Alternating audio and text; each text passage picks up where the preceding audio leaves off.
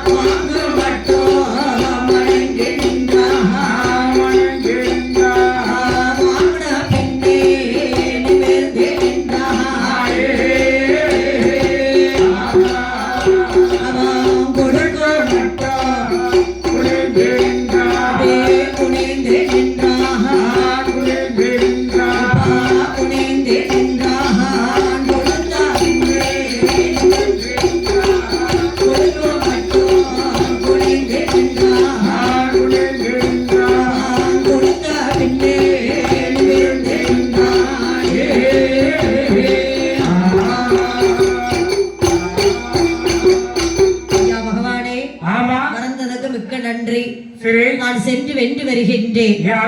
என்னப்பா உன்னால செல்லத்தான் முடியும், வென்று ஒரு காலம் வர முடியாது. முடியவே முடியாதப்பா என்று சிவபெருமான் அனுப்பி வைக்க வரத்தை வாங்கிக் கொண்ட ஆதிக இலக்கிரி வாசலுக்கு வருகின்றான். அங்கிருந்து யார் வருகின்றார்? நாரதர் வாராது, மூட்டிற வேண்டியதான். பரதநாட்டியம் ஆடிக்கிட்டு வாரா. இவனுக்கு என்ன வேலை?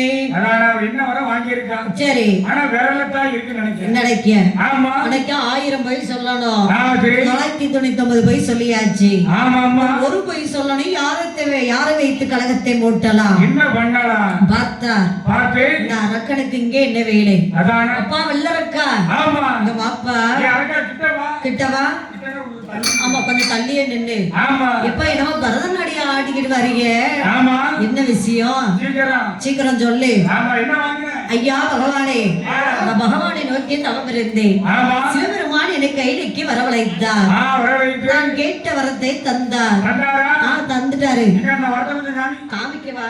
ஐயோ காங்களையே ஒட்டணங்களா போட்டு தரல, தந்தம்தான் சொன்னாரு. நான் போறேன் வந்திருக்கேன். சரி சொல்லுங்கள் ஐயா. சரி என்ன பண்ண முடியும்? வர விடுவாரா? மறுபடியும் நீ தவம் இருக்கணும். வரவிட மாட்டாரு. அதனால நான் சொல்றதை கேளு. 3 விரலை தந்தாரே சிவபெருமான், அந்த வரத்தை கொண்டு சிவபெருமானை நோக்கி செல்லு. உன்னை கண்டு பயந்து ஓடாமல் இருந்தால் ஓடிவிட்டான். மெய்யான வரம் அப்பா. மெய்ஞானபுரம் பாட்டுக்கு போன நிரப்பிலே இருக்கா. அதாவது உண்மையான வரம்.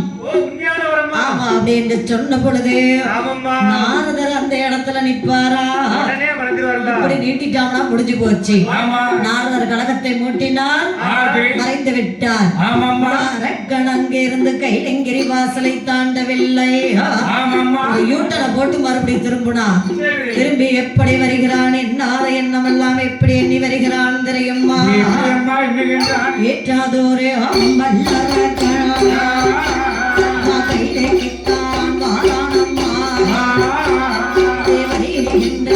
நேரத்தில்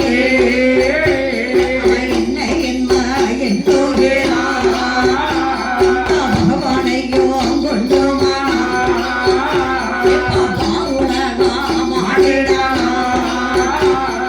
பகவானையோ கொன்றோமானா பகவானையோ கொன்றோமானா பார்வேரியா நமக்குத்தானே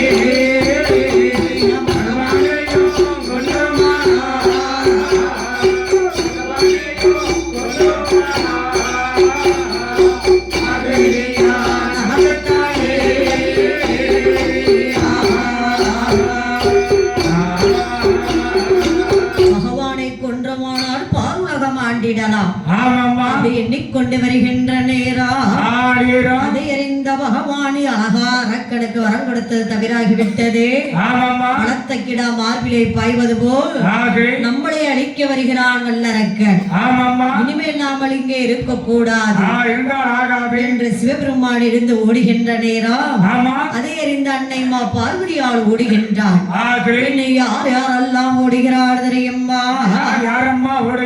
மனவரும் ஓடினார் மயவரும் ஓடினார் இந்திரானோ ஓடினார் சந்திரானோ ஓடினார் ஆட்டுகிடா வாகனத்தில் அக்னி தேவா ஓடினார் அண்ணாமயில் மீதில் ஏறி படிபலகான் ஓடினார் ஓடினார் ஓடினார் எல்லோரும் ஓடினார் ஆதி நல்ல கையிலே வைத்து அனைவரும் ஓடினார். Close. நம்ம மூணு பொருளான விநாயகர் பெருமாள் எல்லாரும் அவங்கவுங்க வாகனத்தை அழைச்சிட்டு ஓடியாச்சு. இவருக்கு என்ன எண்ணுகின்றார்? என்ன சிறுசு அந்த பொடிமை அரக்க வந்து நம்மள என்ன செஞ்சிருவா? சனி பகவானே பிடிச்ச பாடு கிடையாது. இவனை இந்த என்ன செய்ய போகின்றார்? தைரியமாக இருந்தாரப்பா. இருக்கும் பொழுது கைலங்கிரி பருவத்துல எல்லாரும் ஓடுதாங்க. கைலங்கிரி பருவதமே தூசி கிளம்புவதை பார்த்தார். இல்லாமல் இங்கே இருக்க கூடாது என்று அழகா தன்னுடைய வாகனமான பெருச்சாளி வாகனத்தை அழைக்க அது அந்த நேரம் பார்த்து பிடிவாதம் பிடிக்கும்.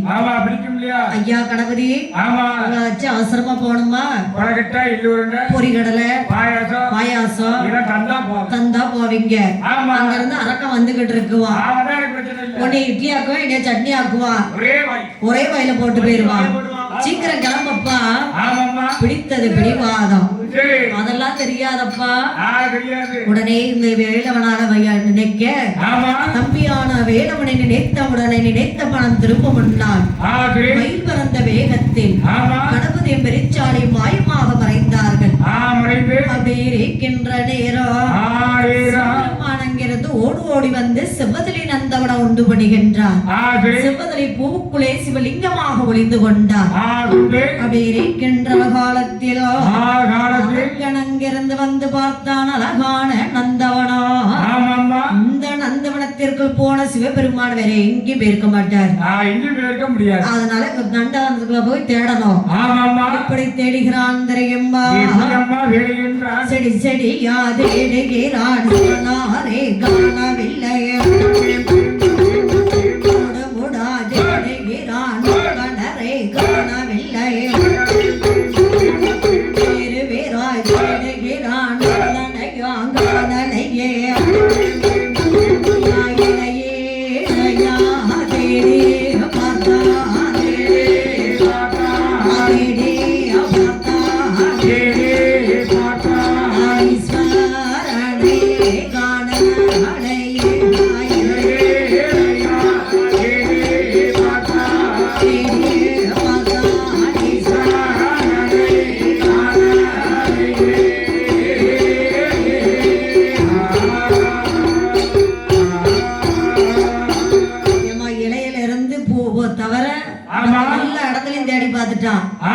பகவானை காணவில்லை. அவர்தான் பூக்குள்ள புள்ளல்ல சிவலிங்கமாக இருக்கின்றார். ஆமாம்மா. நந்தவனத்து வாசல்ல ஆலமரத்து அடியில துண்டை விரிச்சா விரித்து படுத்து அசந்து தூங்குதான் அரக்கன். ஆமா. அந்த வழியாத்தான வரணும், எப்படினாலும் பிடிச்சுக்கலாம். ஆமா. என்னை அப்படி படுத்தவனை எந்த தூங்குகின்ற நேரம் இந்த அழகான ஆண்டவனார் சிவபெருமா ஆமாம்மா. அரக்கனுக்கு வரம் கொடுத்து விட்டு எப்படி என்ன ஆண்டவரை நினைக்கின்றார். எம்பெருமாள் மாயவரை நினைத்து எப்படி அழைக்கிறார் தெரியுமா? எம்பெருமா மாயவா என்னை எண்ணுகிறார் ஐயாவே மாயாரே அரக்கனுக்கு அவர் கொடுத்தே ஆபத்திலே மாட்டிக்கொண்டே கையிலே இருந்தேனானா கண்கையால் மாடிடே இன்று மந்த வல்லரக்கன் இன்று மந்த வல்லரக்கன் இன்னும் என்ன சேதுவாரா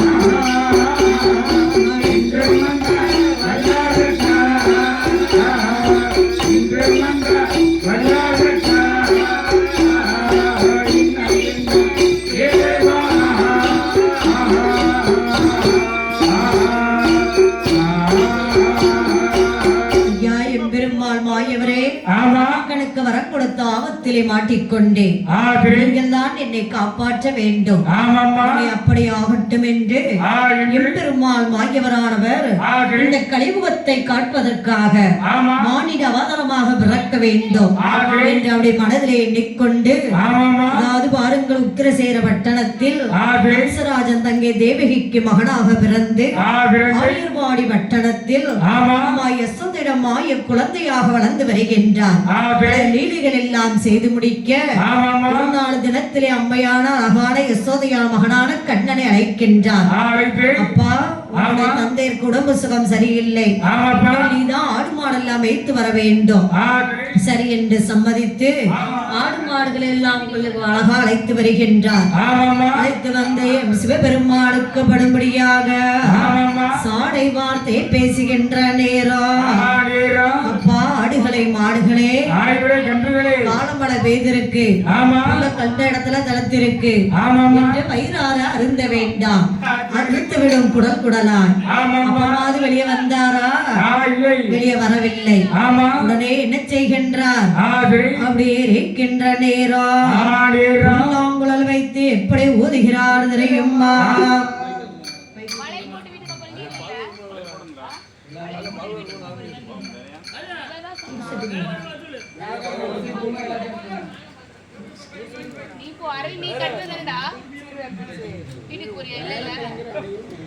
வேடக்கலைஞர்கள், அதாவது ஒரு செட்டு வந்தா போதும், ஐயா சாஸ்தா பிறக்க இருப்பதால் ஒரு செட்டு மட்டும் ஆலயத்திற்கு வரும்படி உங்களை விழா கமிட்டியார்கள் அன்புடன் அழைக்கின்றார்கள். அப்படியே இருக்கின்ற நேரத்தில் எப்படி புல்லாங்குழல் வைத்து அழைக்கிறார் தெரியுமா? ஆடி வா பசுவே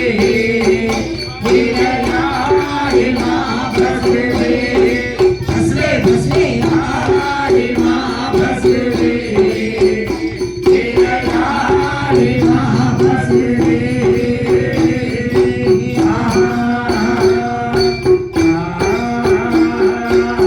சிங்குல சத்தம் கேட்ட பசுக்கள் எல்லாம் பசுக்கள் எல்லாம்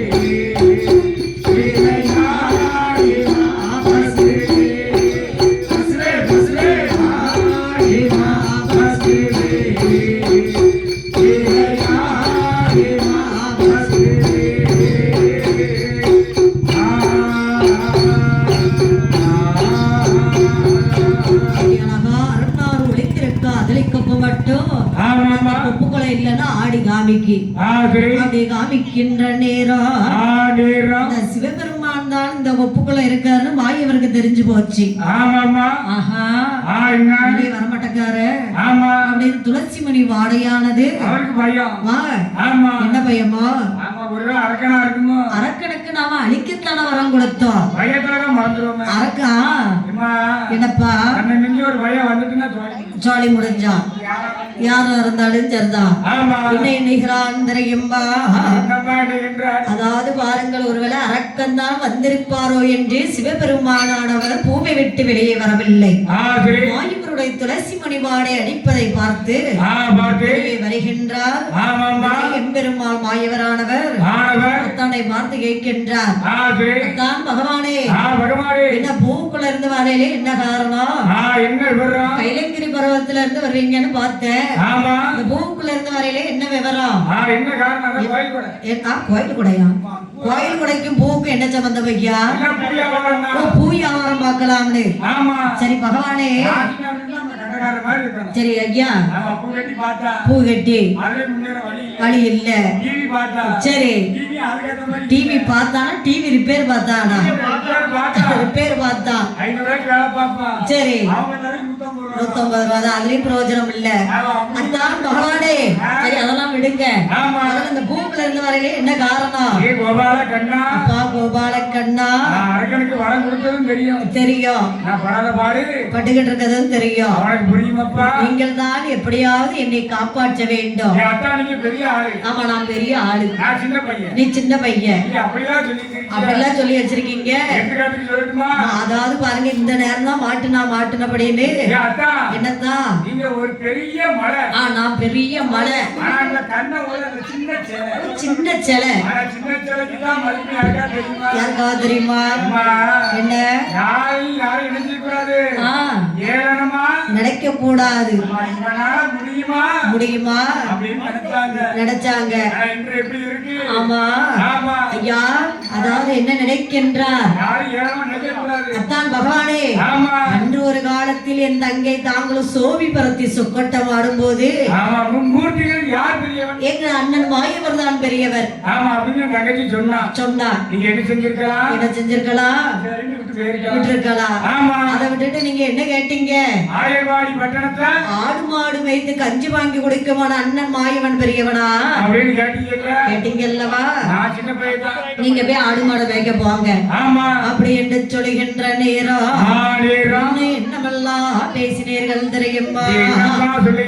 ஒன்று நல்ல ஒன்றாடு உலகம் வெள்ளாடாடு, இரண்டு நல்ல இரண்டாடு இரவும் பகலாடாடு, மூன்று நல்ல மூன்றாடு முக்கண்ணாடாடு, நான்கு நல்ல நாடாடு, நான்கு வேறாடாடு, ஐந்து நல்ல ஐந்தாடு, ஐந்து நல்ல ஐந்தாடு, பஞ்சபூதாடாடு.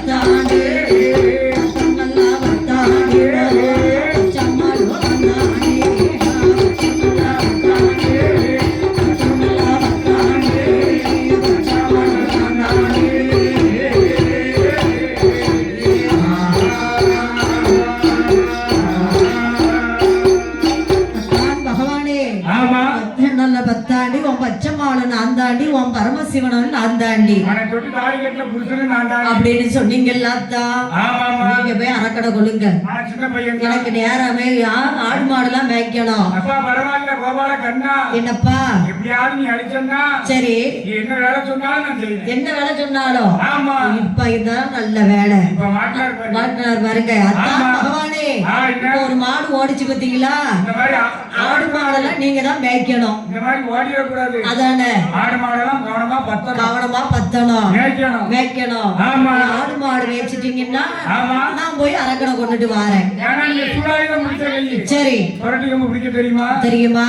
ஆமா. அதனால அத்தான் பகவானே, ஆடு மாடெல்லாம் பத்த தெரியுமா? பத்த தெரியாது, நான் இனிமேதான் படிச்சுட்டு வரணும். படிச்சுட்டு வரணுமா? ஆமா ஆமா. அந்த அம்மாட்ட கேள்வி எந்த காலேஜ் கேட்டு படிச்சுட்டு வாங்க. சரி, ஆமா. அதுக்கு காலேஜ் போய் படிக்கணுமா? அதுவா அப்படிலாம் இல்ல. என்னப்பா?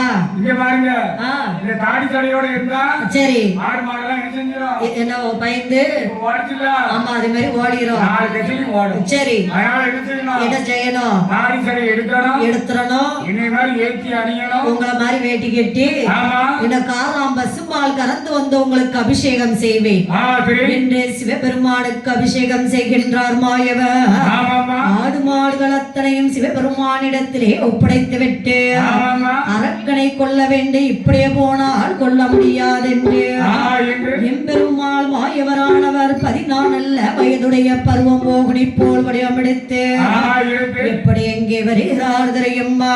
அம்மா வருகின்றார். எம்பெருமாள் மாயவரும் மாயவரும் இங்கே இங்கே வாரானால் இங்கே இங்கே வாரானால்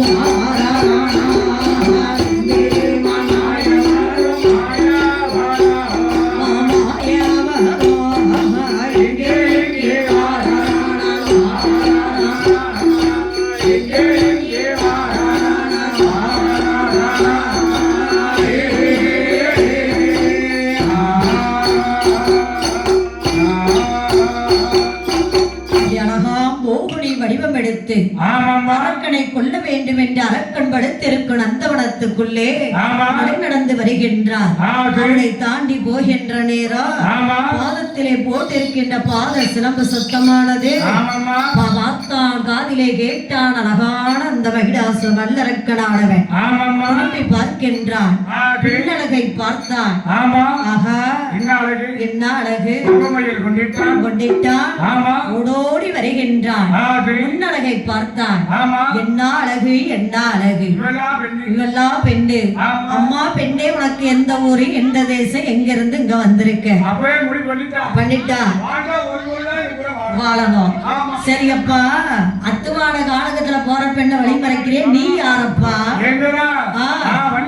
ஓ, வல்ல அரக்கன் நீங்கள் தானா? சரி, இருக்கட்டும். சரி. ஓ, வரத்தை மறந்துட்டீங்க. சரி, இப்ப வேற ஒன்றும் இல்லை. நீ யாரம்மா? என் கதை என் பேர்லாம் சொல்லிட்டு விடிஞ்சிரும். சுருக்கமா சொல்லி முடிக்க, மதுரையில உள்ள சுக்கருக்கு வாக்கப்பட்ட எனக்கு பேசாத பேச்சு எல்லாம் பேசிட்டாரு. அடியானா அடி அடிச்சா தாங்க முடியாம எங்க அப்பா வீட்டுக்கு போயிட்டு இருக்கா. வழி மறைக்காத. என்ன? சரி சரி. அடே அக்காவோட கொஞ்சமாவது அறிவு இருக்கா? அடுத்த முன்னாடிய கூப்பிடுதியப்பா. ருசியா இருக்கும்னு கம்பிய காய வச்சு நாக்குல இழுத்தாலும் நல்லா இருக்கும். அப்படியே பழமொழி உண்டா? அரக்கா. சரி. ஓஹோ, அது களவாண்டு திங்கன்னா ரெடியா இருப்பாரு. சரி அரக்கா, நான் சொல்றதுக்கு அவங்க கூட வரணும். மோகினியால் பார்த்தார். அரக்க நம்ம கைக்கு வந்துட்டான். இவட வசமா என்ன பண்ணணும்? எப்ப வல்லரக்கா என்னோட மதுரையானால் கட்டில் உண்டு, மெத்தை உண்டு, கால் பிடிக்க தாதி உண்டு என்று வல்லரக்கன் அழைக்க, எம்பெருமாள் மோகினியானவள் எனக்கு ஒரு சத்தியத்தை செய்து கொடுக்க வேண்டும். புத்தாமரை குளத்திலே குளித்து விட்டு புத்தாடை அடித்து கண்ணி உன்னை மறவேன் என்று மறக்க மாட்டேன் அப்படின்னு. சரி, சரசுல வைக்கணும். அப்படியா கட்டும் என்று பொந்தாமரை குளத்திலே குளித்து விட்டு புத்தாடை உடுத்தி அழகானந்த வல்லரக்கனானவள் கண்ணி உன்னை மறக்க இறக்க மாட்டேன் என்று அழகாக என்ன செய்கின்றார் என்னம்மா சிரசிலே வைத்ததொரு மாத்திரத்தில் வல்லரக்கன் சிறந்தலை கடலிலே போய் விழுந்தது பெருமாள் மாய மோகினியால் தான் கோலம் எடுத்தார் மோகினி கோலத்தை கலைத்துவிட்டு சிவபெருமான் இடத்திலே வருகின்றார் தான் பகவானே அரக்கனை கொன்று விட்டேன் கைலிக்கு செல்லலாம் அரக்கனை கொன்ற கோலம் எடுங்கள் என்று சொல்ல என் பெருமாள் மாயவர் பார்த்தார் மாட்டேன் என்று சொன்னார் இரண்டாவது என்ன செய்கின்றார் மோகினி வடிவம் எடுக்க எம்பெருமாள் மாய மோகினி அழகை கண்டவுடனே சிவபெருமான் பெண் என்று அறிந்து கொண்டு பெண்ணை கெட்டி அணைக்க போகின்ற நேரம் பம்பையாற்று கரை மீது பழங்கி மலைப்பாறை மீது ஓடோடி வந்த அழகான எம்பெருமாள் மோகினியானவர் பம்பையாற்று கரை மீது பழங்கி மலைப்பாறை மீது நிற்கின்ற நேரம் சிவபெருமான் ஓடோடி வந்து மோகினி பெண்ணை கெட்டி அணைத்த நேரத்தில் காமம் இந்த பூமியிலே விலகுமானால் பூமாதேவி தாங்க மாட்டாள் என்று தங்கை பாறை மீது வீசுகின்ற நேரம் யார் வந்து விரக்கப் போகிறார் தெரியுமா பகனை வையவே உத்தியரே